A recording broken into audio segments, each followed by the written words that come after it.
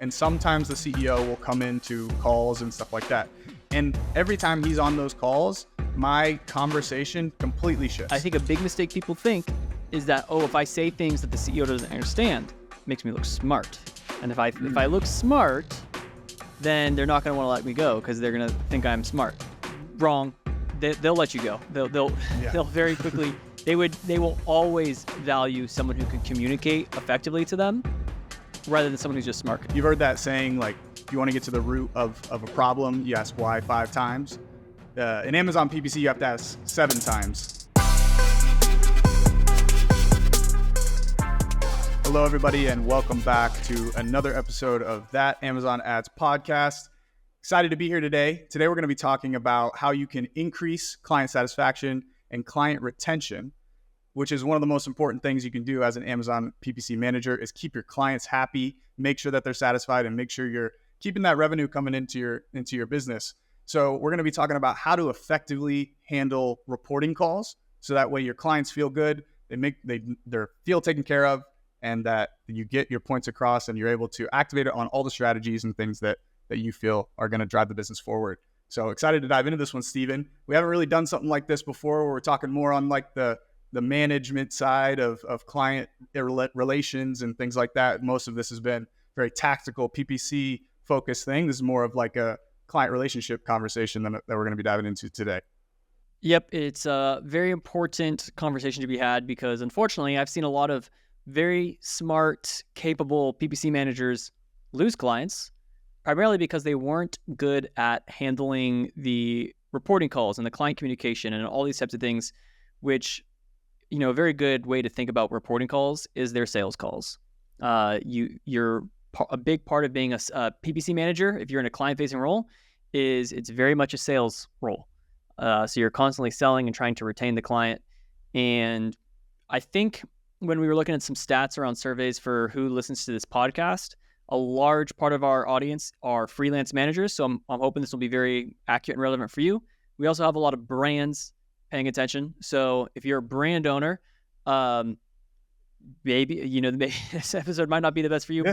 This is what you should be looking for from your Amazon PPC managers. Yes. So you'll know whether you're in good hands or not. Mm-hmm. And a few agencies we also get a lot of people that work at agencies too, which this will be like right up their alley, how they're handling those monthly reporting calls and everything. So hopefully this is helpful for everybody listening in. Yep. So today we're going to be talking about primarily 2 different things in how do you handle client calls in order to retain them, keep them satisfied, keep them keeping the lights on and paying your bills. And we're going to break it down into 2 sections. Number 1, just how do you handle regular reporting calls, just your average weekly or monthly, whatever the cadence is, those reporting calls, what's the best way to handle those? And then secondly, the client sends an email, why is ACOS high? What's going on? And performance issues, jumping in on those, troubleshooting those, helping keep the client happy and understanding throughout things. Andrew and I have a bunch of examples we're going to be dropping with you, even recent examples that have been coming up with us, with the clients that we manage over the past few weeks, and show you exactly what we do. So with that, let's dive in.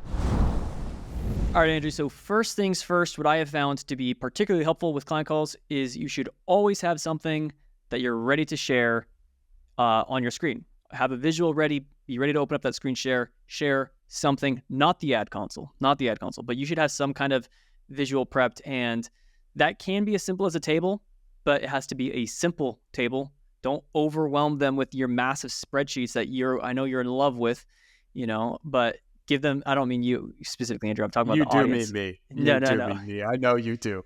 Yeah, I mean, anyone, I saw this happen recently where there was another agency that I was kind of partnering with, and what they presented to the client, I mean, the rows went all the way up to like, how after you've used the entire alphabet, the sheets start going from, the columns start going from XYZ to AA, AB. So the columns were going to like AZ. And they're like, here's the weekly summary. Come on. Right. You have to think, you have to keep in mind these people, they don't know PPC usually.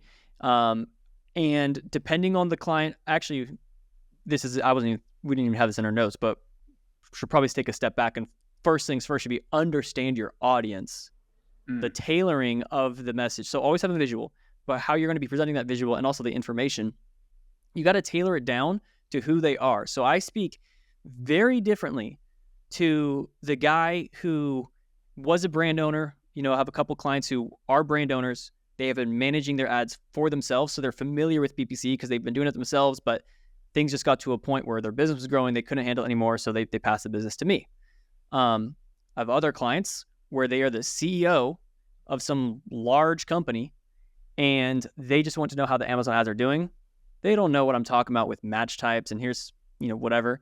So you've got to tailor the messaging and the data that you're presenting to it. So for these CEO executives, you want to give them a very executive summary type report, which is not going to be, and that was the context where this report was given to him from another agency that went all the way through AZ, saying, here's the report.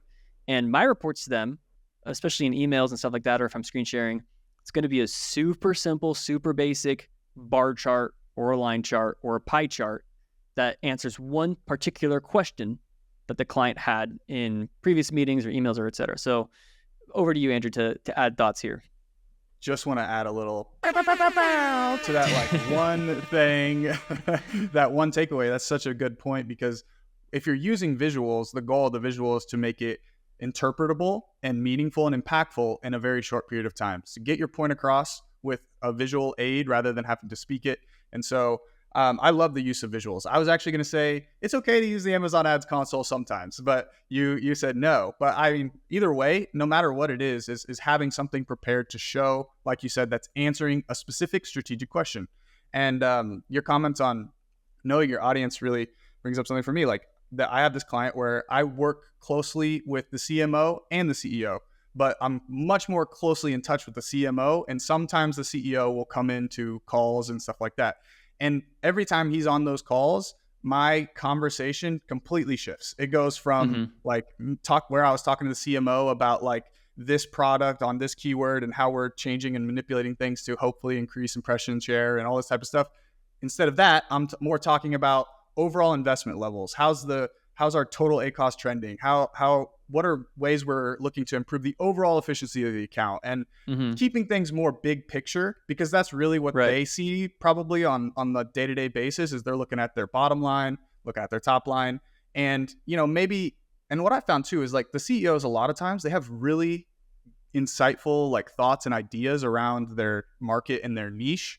And so those bigger picture discussions are much more impactful and useful with a CEO who has a much broader perspective of the landscape of the niche of the market, and can potentially provide some really valuable high-level insights for you on like why things are going certain ways and things like that. So yeah, you can get different insights and things from different people in the companies that you're working with, depending on what roles they serve and things like that. But yeah, I really love that. Just like tailoring what it is you're talking about to that audience is going to be really important and impactful. Because if you're just talking to the CEO and you start going into weeds and stuff, you're going to lose them like almost immediately. And they're going to check out and they're going to be like, this guy doesn't know what I'm talking, like doesn't speak my language. So I don't like him. So that's been my experience. And I think a big mistake people think is that, if I say things that the CEO doesn't understand, it makes me look smart. And if I look smart, then they're not going to want to let me go because they're going to think I'm smart. Wrong. They'll let you go. They'll very quickly. They will always value someone who can communicate effectively to them rather than someone who's just smart. Because if you're just smart and let's just say you're not getting performance because it's not always your fault. Sometimes it's just things are stacked together. The problem is beyond what ads can do. And if that's the scenario, just because you sound smart doesn't mean they're going to keep you around. He doesn't understand what you're saying. He would much rather have someone who could explain in a manner that he understands what's going on and why performance is the way it is. And if you can explain it to him and even tell him basically that it's not your fault, it's an issue that extends beyond ads, you will retain the client. That's something that comes later in this episode where we talk about specifically performance issues and handling those. But for now, to kind of sum up what Andrew was just saying, I would describe it as, and also Andrew was adding on to what I was saying, so it's also summing up what I said. Boom. But it's good. The higher level the executive or the person, the higher level the overview needs to be, right? And when we talk about like high level overview, it's meaning more summary, more bullet points, not super in the weeds. So, match the level of your conversation and the summary and the overview The higher up you go, the less time that person likely has, and also the less they likely care about the details. They mostly just want the bullet points. And by the way, bullet points are like king in all forms of communication. I don't think I ever sent an email that doesn't have bullet points anymore.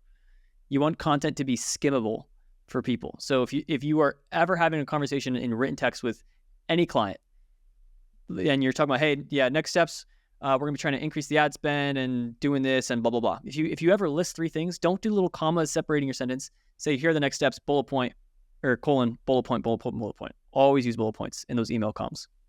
Yeah, and that a was lot of for times free. That was just a free tip for you. You don't have to pay me for that one. Boom, free value, knowledge bombs. Yeah, and a lot of times in those conversations, emails with CEOs and people like that, keep it brief, keep it short, keep it to the point. Just enough information for them to make the decision that they need to make for this, whatever this conversation is or whatever this topic is.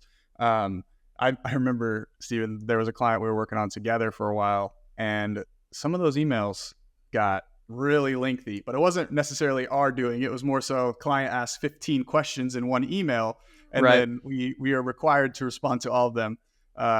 Hopefully you don't get put in one of those situations, because that but in our emails, even though they were lengthy out of necessity in order to answer all of the email we received would be lengthy, and so it required a lengthy response. But even then, we'd include screenshots and bullet points as much as possible, because that's going to communicate a lot more than everything else. And, this episode was actually supposed to be about handling reporting calls, not necessarily emails, but those are just as important. Maybe we could have a whole other episode on how to handle client emails. But one thing that I think, this will be the last tip on written comms, and then we'll move back to the calls. But make your emails as short as possible. So I always create my first draft with an email, like I'm writing my monthly summaries or whatever. I just write my first draft, and then I go back and I see how much of this can I cut down to make it as short as possible. And nowadays it's even easier. Just give it to ChatGPT and just say, I'm trying to make this 25% shorter. And it'll do a pretty good job, doing that for you. You want it to be short. You want it to be skimmable. Otherwise you end up on the TLDR list. And you might think TLDR is good because I'm trying not to be noticed because, performance is not that good this month. So I'm hoping that they kind of don't read into it. But if they're not reading your emails, what that means is firing you is going to be as easy as clicking unsubscribe from an email list. You have just become an expensive email newsletter that they don't care to read. You want, when they are getting an email from you, their ear should be like perking up a little bit, and they should be saying, uh-oh, or not uh-oh, but like, oh, cool. Like, here's a bunch of information. Yeah. Yes. I should pay attention to this because I know it's going to be valuable. And I know that like everything this person has told me so far, it's working. It's going good. And like, oh, Andrew sent me an email. Steven sent me an email. What's it said? And like, what's going on? They always give me a better understanding. Yeah. It always gives me a better understanding of what's going on. Big picture, especially if you're CEO, man. So there you go. All right, Andrew, what's next when it comes to reporting calls? We didn't really even talk about visuals before we got completely sidetracked, but we talked about audience. Visuals are good. really quickly, Andrew, what's so we don't spend too much time here. What's like the super quick, would you say three hacks to getting better visuals for people for reporting calls? Better visuals for people for reporting calls. I would say that having a good software tool to use that is like pulling in refresh data all the time through the API. That's super important because a lot of times in reporting, if you're doing everything manually, it's going to be really laborsome and cumbersome every single month that you go back to do it. So having some kind of tool that's like, or an assistant who's plugging in data, whatever, some way that you're consistently pulling in data on a regular basis, so that way you don't have to go and like aggregate everything right at the last minute before your call. Mm-hmm. I also use Excel all the time. Like I have different Excel reports that I've built out to where I just have like data, continually add data to it like every week. And it takes like 2 minutes, and it refreshes all my pivot tables and all my charts, and it adds that new weekly data in every single week. And it's a really quick way to do it. And it's a consistent view that the client is used to seeing. I'm able to pull it up on client reporting calls. If they have a specific question, I already have something built out that's like going to answer those questions that they typically have. Like, how's this product trending? How's conversion rates since we changed the listing and all that type of stuff. It's all in there. So anything that you can do, whether it's Excel, whether it's a Looker Studio, whether it's a third-party application, whatever it is, having somewhere where all that data is stored and housed, and gives you easy access to it. So if you have something like that, usually you can get access to those things that clients are going to be asking for. I think it's always good to, whenever you're doing, like you said, having something pulled up on the screen that you can be able to show them. A lot of times I've seen biggest mistakes with that is you'll have like a really big, lengthy Looker Studio report or something with a ton of different metrics and charts and things like that as you scroll down. And I think those are good for like an email delivery, like something like, hey, we have this, we deliver it for you so you can get your recap and see everything. If you want like a full view of everything going on in the account, those are good for like an email delivery. If they want to look at it, they can. Not something we need to pull up every single week and be like, this week spend increased by 5% and sales went up by 5%. And like, just, looking at all those scorecards and stuff like that.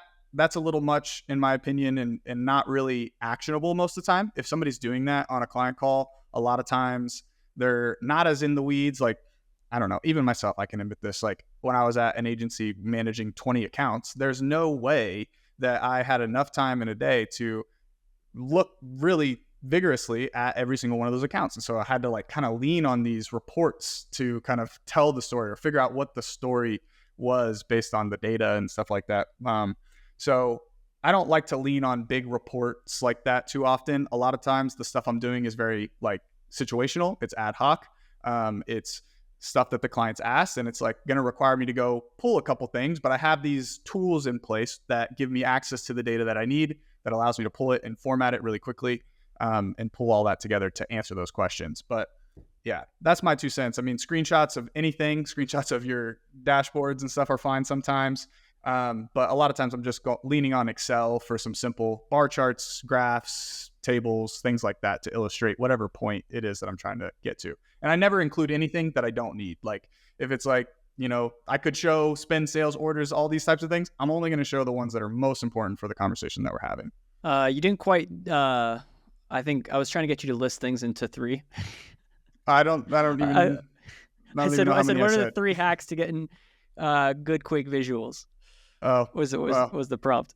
I don't know. What were you looking for? What are your 3 hacks? I'll tell you. I mean, maybe I think I said that just because by the way, I tried to think. What? Nothing. Go ahead. Keep going. I try to, when we're doing the podcast, I try to think and speak in terms of lists, particularly for the listening audience, because when you give them lists, you're creating a mental visual that helps people kind of organize the conversation. That's why at the start of the thing, I said that we're talking in 2 parts. We're talking about handling reporting calls, handling performance issues. And then when we get to visuals, here's 3 ways to get better visuals. If I had to sum up those 3, I mean, the 3 ways I get quick visuals is I pull them from a third-party software tool, I pull them from Amazon Ad Console, or I already have a studio, like a report set up that's pulling in the main visuals that I'm typically using on a regular basis. Yeah. I was going to go in a different direction, not necessarily accessing the data, but in terms of how would I be actively visualizing it?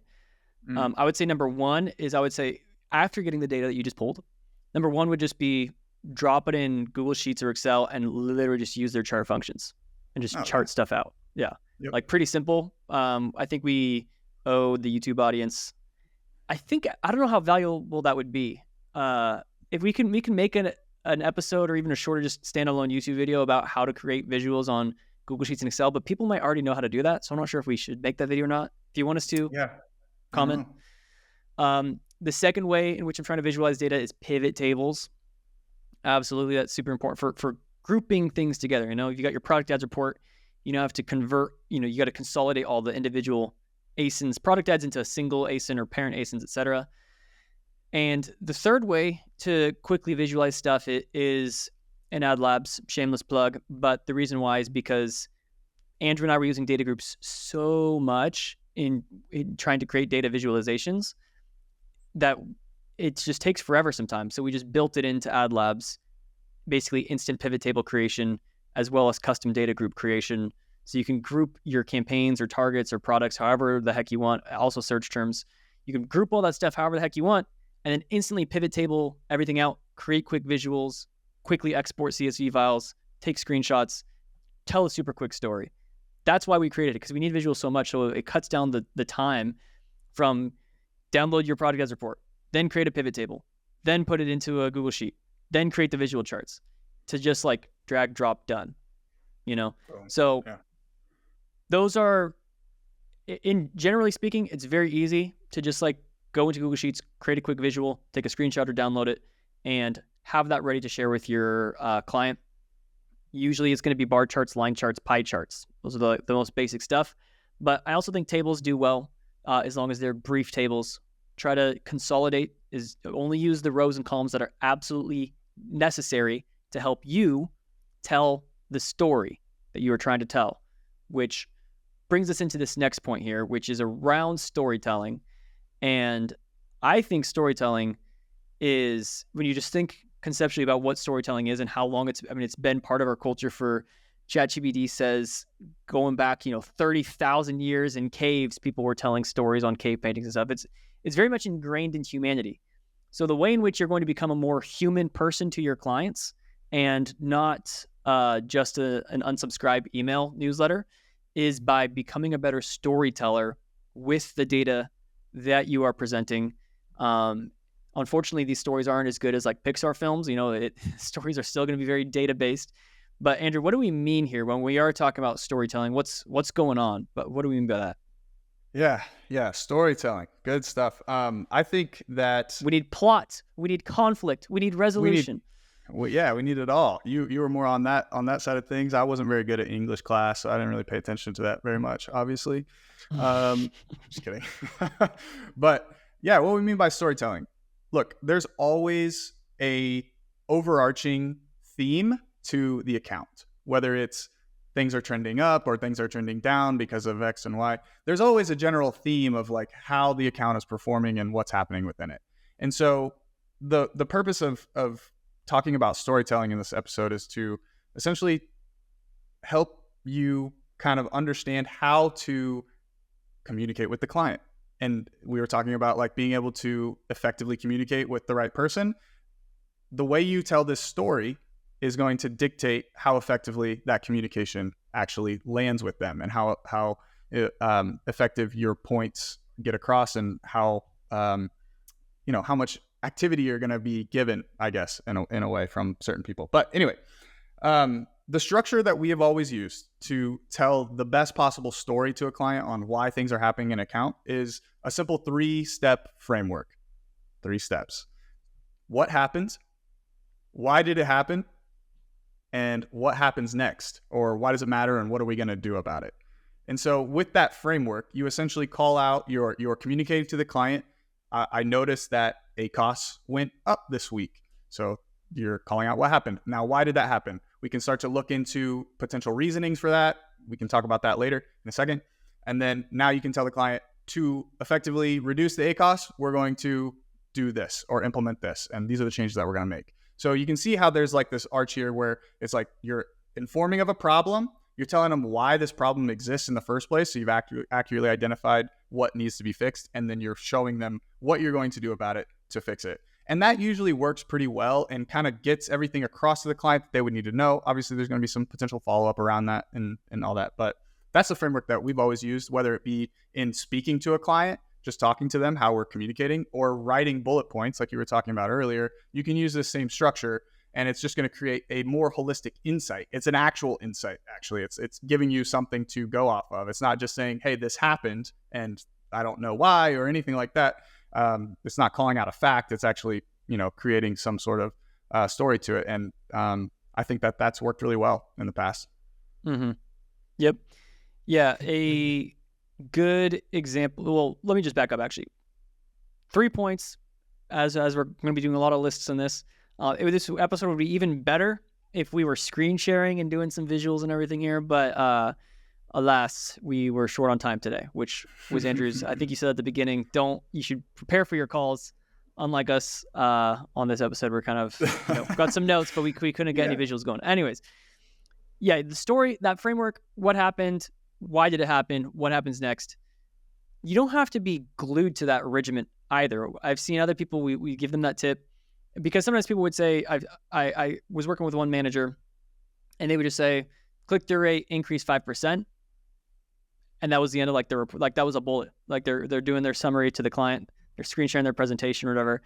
They're like, yeah, so this week, weekly update, click-through rate is up 5%. We're seeing sales are about flat, and ACOS is also staying flat. And like, cool. Okay, first of all, I'm confused on why any of that matters. Maybe all of that's super important, but that was not clear to me. Maybe sales staying flat is phenomenal considering that we just came out of Prime Day. Like, that could be great news. It could be horrible news because maybe we're in the middle of Prime Day. Or if it's neutral news, it doesn't matter, then don't tell me. So that's kind of point one, is it needs to be significant. Don't just spout off random facts. Ooh, that's something else I think, unfortunately, agencies with scale, they fall so in line with SOPs that the reporting becomes a little bit mundane and dull and boring. The most difficult thing, I think, to train someone else to do is to basically understand advertising enough, like be so in touch and with everything going on in the business that you have you've become to intuitively understand what metrics are important and why, for a number of reasons. Either number one, just because like you know which metrics matter the most to the performance of the account, or you know which metrics matter the most to the client. Different clients have different weights, their own different preferences in terms of what they think is more important versus not important. So whatever, like that first portion, what happened, what metrics you're picking at to pick apart.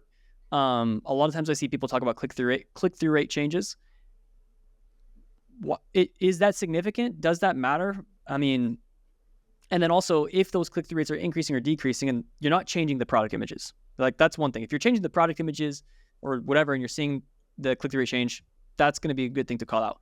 But otherwise, I mean, click-through rates are not constantly flat. They're always changing as you're getting different keywords, different placements, different traffic, whatever. So as it's fluctuating, does it matter? And why is it happening? And so for that second point, why did it happen? You have to be able to explain to the client. Conversion rates increased. Why? ACOS increased. Why? And don't do this. When we gave this to Andrew and I were training another PPC manager, they would say ACOS decreased. That was what happened. Why did it happen? Due to optimizations. We gave them the formula. X happened due to Y. So now Z. That was what we said. X happened due to Y. That's Y is a variable. And then X happens next. And they would always say, this happened due to optimizations. It's like, okay. So what are we doing next? We're going to optimize them again. That's what we're going to do. Optimizing. Continue to optimize. Yeah. To sum all this up, at the end of the day, what you need to ask yourself is, if I'm the client now, what am I expected to do with this knowledge? Like, you've just told me the what, the why, and hopefully presented some kind of an action step that really I should have been able to infer the action step on my own because you gave me the why, but you actually telling me the what happens next is just kind of making sure we close out any room for ambiguity and that it's explicitly clear what happens next. But if you're talking to the CEO and you're saying click-through rates increased from, we were at 0.3%, now we're at 0.35%. What is he supposed to do? If you are now suddenly a CEO and you were just told click-through rate went from 0.3 to 0.35, okay, how is that going to change? What does that mean to you? How does that change your life? What are you supposed to do with that? Like, you have to think, how does this change their day because of what I just told them? If it doesn't change their day, then you don't need to tell them. Yep. It's a good way to put it, for sure. Now, let me give you a good example. You see ACOS has started climbing, and you realize it's because your conversion rate has fallen. And then after doing analysis into why the conversion rate has fallen, you realize it's because all of your top competitors are running limited time deals, which last until the end of the week. What happens next? We should probably pull back on ad spend to preserve our margins until this week is over, until the deals are ended, and then we can start pushing up again. And perhaps next week we consider running a deal so we can win back some of the sales that we lost this week. Now, what does the CEO do? He can approve. He can offer. He'll likely approve it or turn it over to someone else to make a decision. Now we have what happened. Now is ACOS rising significant? Yes, that's margins on the business. Why did it happen? You just broke it all down and explained to him. And by the way, in the masterclass, we have an entire lesson dedicated to, I think it's titled Reading the Tea Leaves, but it's all about how do you interpret these metrics? How do you basically create the why behind why all these KPIs are changing? Click-through rate, conversion rate, ACoS, they're going up and down all the time. We walk you through how to interpret that so that you can get better storytelling with your clients or your boss if you're working on the brand side. But we are considering making that lesson free and posting it on YouTube for everyone to access. So if we get, I think we said 50 comments for masterclass on this video, we will post that whole lesson for free on YouTube. And shoot, we're saying this so late into the episode, I don't even think people will hear this part of the thing. Probably not. Okay, 25 comments. Maybe next time. 25 comments. We'll lower the threshold. Yeah. 25 comments for masterclass. You say comment masterclass, and we'll drop that lesson for free on here. Are we gonna have to split this into 2 parts, Andrew? We didn't even get to the performance issues part yet. Yeah, we might have to.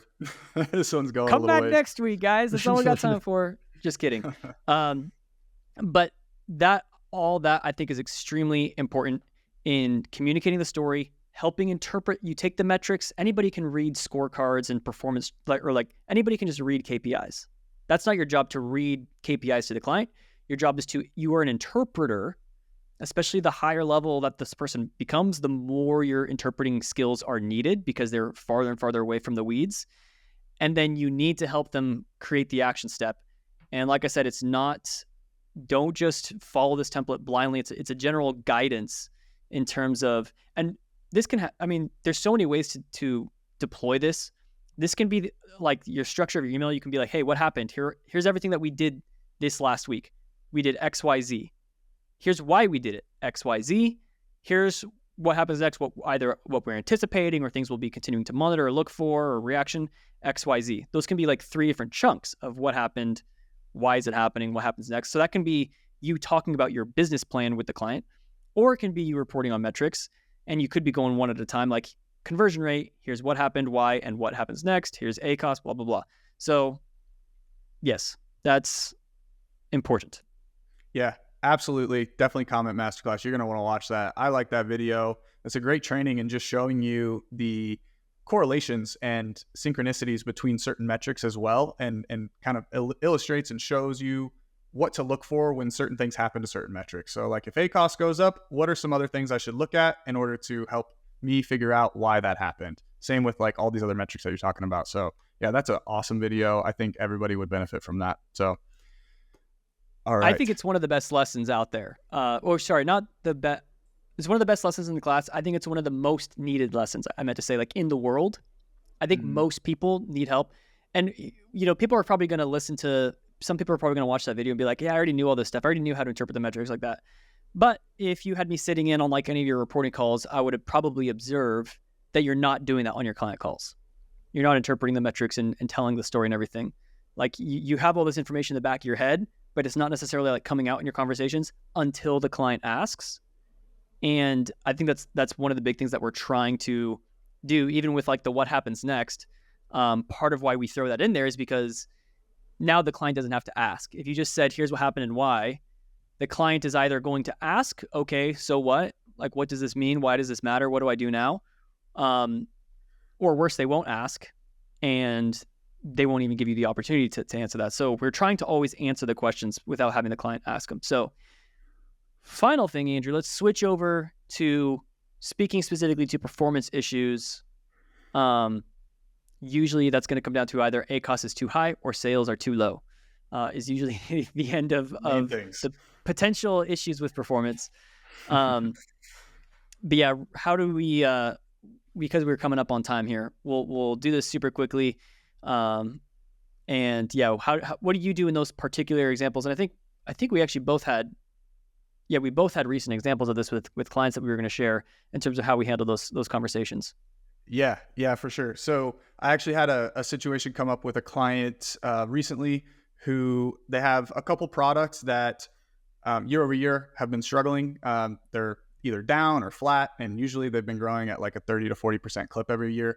And we had continually been investing in those products. We noticed and did some research and found that number one, search volume for all of those non-brand keywords for that product was down pretty significantly, like 20 or 30% year over year.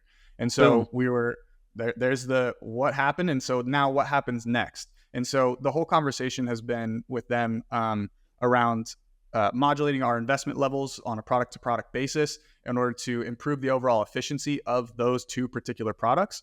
And so we were just identifying places where we could cut back within our current strategies for those products. And so we were looking at, what are the least incremental tactics that are spending, and how much are they spending? What allocations are those for those products? And we started looking at and seeing that we were allocating a little bit too much in brand defense. We decided to completely cut brand defense, which this is a whole other conversation. It's going to be really interesting to see how this impacts things on this small little case study of this, because this brand does get quite a bit of search volume. But essentially, that was the example. We had this issue of a product being down year over year. We identified why it was happening. Search volume was down. I had a conversation with the CEO several times about like how we could potentially go about this. We could either look to start to capture more market share if he's not like as concerned with the margin of the product right now, but he was. And so he was looking for more areas to make cuts within the current strategy that weren't going to be as impactful to total sales. And so far, those cuts that we've been making have been moving things in the right direction from a total margin perspective for that product. So we're just improving the margins while the demand is not there for that item in particular. Yep. Yeah. Let me tell you how that conversation would normally go for less experienced people, or people who just haven't really spent a lot of time thinking through better client reporting. The average person would probably say, client goes, "Hey, sales are down on this product. What can we do here?" And the PPC manager goes, "Yeah, spend is also kind of low. We can probably try to increase the spend there, see what that does." Okay, come back next week. Now your ACOS is too high and sales are still low. Yep. And it's like, okay, things are worse now. What do we do? The answer for growing sales is not always like spend more or like, right. But what I'm trying to also highlight there is they didn't even do a good job troubleshooting, dissecting the why of like, why are those sales down, which is always the starting point. And we have a whole other episode titled, what was it? The 3 things that affect sales. It was like traffic, conversion rate. It's 2. There was a third one, but those are the 2 that matter. And it's going to be either traffic or it's going to be conversion rate. It's one of those 2 things that move the needle on sales. And so Andrew probably looked at which one it was. It was mostly from traffic. Maybe conversion was still good. It was the traffic loss. Okay, what are the things that could potentially impact traffic? Search volume's obviously going to be a big one. That ended up being the culprit. I was looking at like ad investment levels too. Like I was like, did our overall ad traffic drop at all year over year? It hadn't dropped. It stayed pretty steady year over year. So yeah, just had to look at like a couple different things to isolate what the actual issue was before I can just provide a solution. So like that seems like common sense. Like you got to know the issue before you can figure out the solution. In that example you gave, and I'm sure this is pretty prevalent, it's almost like a gut reaction to when sales are down, we have to spend more. When sales are down, we have to spend more. Is that always going to work? Is that always the case? Like that could be actually worse for you if you don't know the actual reasoning for it. So yeah. Yeah. You have to do the troubleshooting steps first. And actually also in the masterclass, we have 2 separate lessons. Number 1 is how to troubleshoot a rising ACOS, and number 2 is how to troubleshoot falling sales. So those are critical because if you can't first identify, look, the problem's never ACOS. Like high ACOS is not, I should say that's like a symptom. Exactly. Yeah. It's not the cause. The cause is going to be either the CPC is too high or the conversion rate's too low or the revenue per click's too low. At a more simple version, that's like getting closer to the root cause. Each of those can also get down into further root causes when you think about what actually causes high CPCs versus what actually causes low conversion rates. But you start working your way down. The other thing too is I usually start high level and I drill my way down to a lower thing. So it's like if you're looking at an overall account, sales are down or whatever. Okay, that's gonna be really difficult to troubleshoot across the million search terms that we've triggered between this year to last year.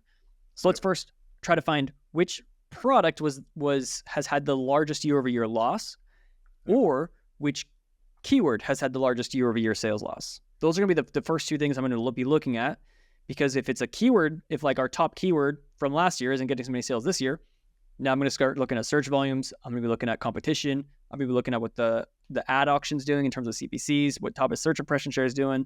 I'm going to start working my way down there. If it's a product, if I was looking at first at which product lost the most year over year, I'm going to be looking, did the prices change on this product? Did the images change? Like, did anything change with the listing? If not, then I can start looking at campaigns for this product. What keywords was this product previously winning on, et cetera? What's perhaps changed in the competitive landscape? This is all the stuff that you look through. You find something, like maybe you're using Helium 10 data or some other tool that shows you that like the amount of saturation in your marketplace has increased, or all your competitors are on deals this week. Okay, take that data, create a visual, show it to the client. Don't just talk them through it all. Don't just, if you really don't have time to create visuals, at least if you just create some notes and share your screen and just walk them through your notes, it's way easier for them to like capture information if you have bullet points saying this was up 10%, down 10%, versus if you're just spouting off numbers to their face and they're trying to like, what did you say? But let me give you another example here where a similar situation. We had one client, he had one particular SKU that was selling 100 units a day, and then it dropped to selling around 5 units a day, and their BSR skyrocketed in the negative sense. So he reached out. Sales on this are down. What should we do? Now, the search volumes and everything was good.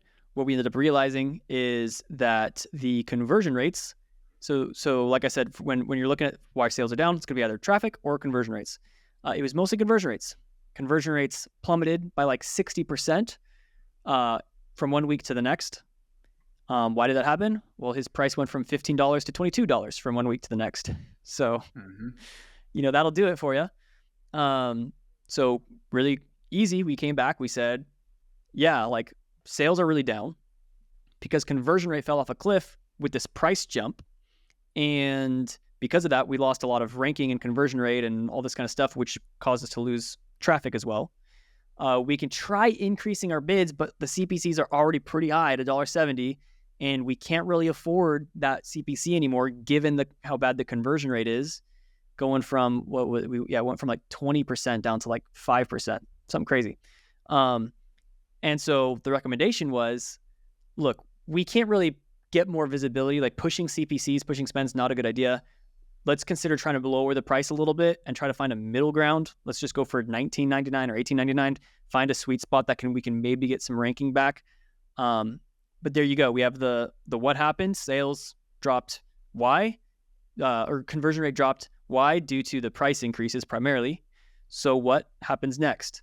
We can't increase CPCs per se. We can try lowering the price a bit, see if that could get us back some traction. Does he know what to do with that? Yes, he does.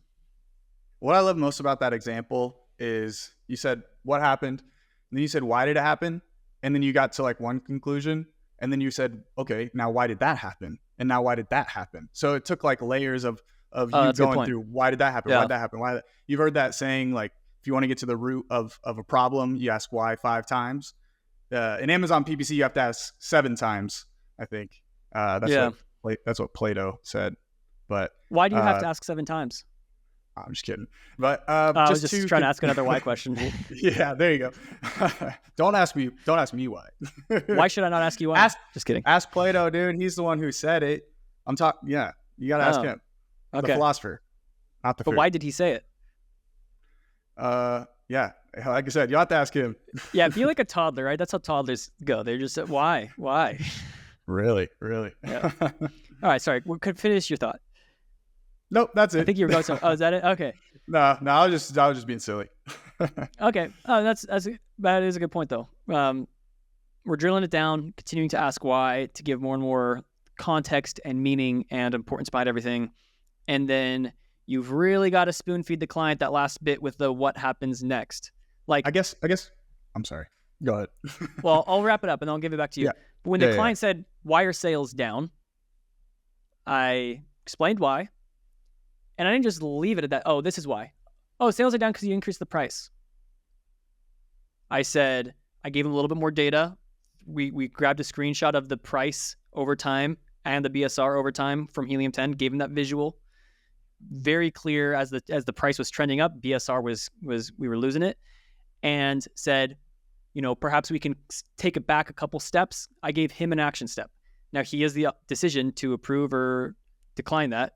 He ended up accepting. He said, cool, we'll lower it back from 22 to 19. And there you go. Yeah. And just the whole point is just like sometimes, like with our story framework, what happened, why it happened, what happens next. It's not always the first why that you come to that is going to be like the cause or the root. And so like use your brain. And like, obviously if you come to one conclusion, you're like, well, that couldn't have been the thing that like really impacted that. Like you got to go a layer deeper sometimes. And to actually get to what the actual thing that changed was that caused all these other things to also change at the same time. So that was my point with the whole why, ask why. But yeah. Anyway, we're going to start wrapping things up. I'm going to give a couple more just like free tips of advice that came to mind. But yeah, one thing that I think is worth, just another example. I was consulting with another agency. Client was really not seeing the sales. They created some new product launch. They wanted this product to take off. The PPC managers were struggling. They couldn't get the sales on this product to go up without the ACoS climbing. Like they would try to push ACoS with V2I. Like, oh man, we're really struggling here. And like they couldn't get sales and ACoS to work together. And client was really frustrated. Client had a lot of hope in this product. I came on to consult. It was so easy. There were really only 3 relevant like keywords or search terms for the product. Like those 3 keywords were like 98% of all search volume for the product. So there's not really much long tail opportunity. It's just going to be like these 2 or 3 short tail keywords. The average CPC for those was like $2 to $3, super competitive.